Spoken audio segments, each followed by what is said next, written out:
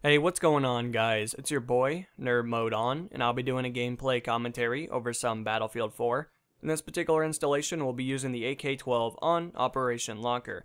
And it's about this time where I let you guys know that the AK-12 is one of those weapons that I have pretty much finalized when it comes to my metagame that I've decided to embark upon. For any of you guys that are unfamiliar, I'm trying to go 500 kills with every single gun in the game. And it allows me to get a fundamental understanding of the weapon by using it hands-on. It's easy to look at weapons in a statistic manner and be like, well, the Ace-23 is amazing, the M416 is amazing, any of the Ace weapons in general are probably one of the better guns in the game. It's easy to kind of get that mentality to look at statistics and embark upon investigating every single inch of it and doing calculations and all this stuff to figure out how fast they can kill somebody. But you really don't get a fundamental understanding of how the weapon performs without actually using it. And believe me, it's easy for me to want to jump in a game and go, hey, well, I'll go use the Ace-23 because 90% of the lobby's doing the exact same thing. But I find if I'm willing to try new things out, put myself in a handicap position and still be able to pull out a half-decent score at the end of it, I feel like that I've accomplished at least something in comparison to somebody that's using a weapon that has very little handicap. So, I guess that's a personal preference. Of course, some of you guys will agree with that logic, some of you guys, well, unfortunately not, but that's just the way this stuff works out.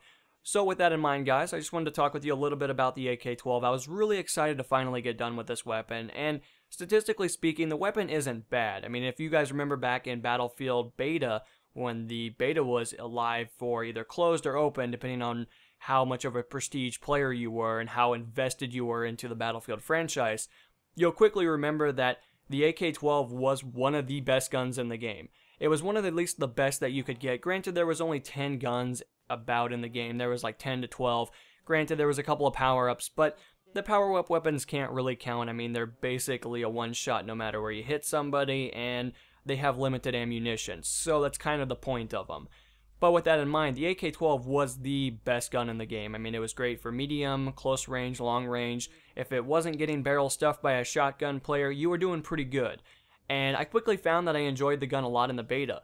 But when I started to use it a little bit outside of that, when the game first released before, some of the other AAA titles came out, and then I rejoined the Battlefield a couple of months ago, I quickly found that I didn't enjoy it as much. I found it to be a weapon that was kind of outclassed by the Ace-23, any kind of ace weapon in that category, followed by the M416.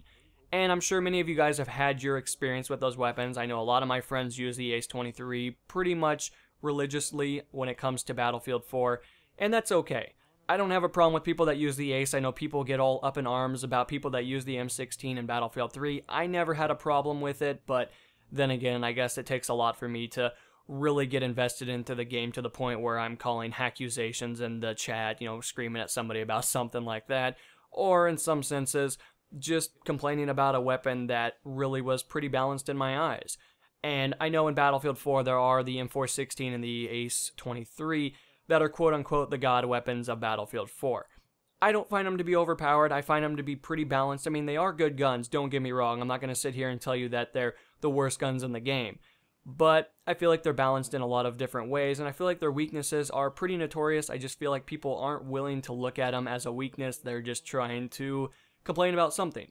And before Matt or somebody jumps in the chat and decides to definitely let me know, I'm one of those people that yells accusations and a Skype call. I don't know if they're hacking. I could really care less, but it's a good way for me to dismiss my death. It's a good way to kind of, instead of screaming into the microphone as loud as I possibly could while banging my mouse into the desk, it's a great way for me to kind of sit there and be like, yeah, he's probably cheating, but in reality, we all know he's not. So I thought I'd dismiss that really quick, because I'm sure Matt or somebody would be able to jump on that and digest into the ensuity of the chat.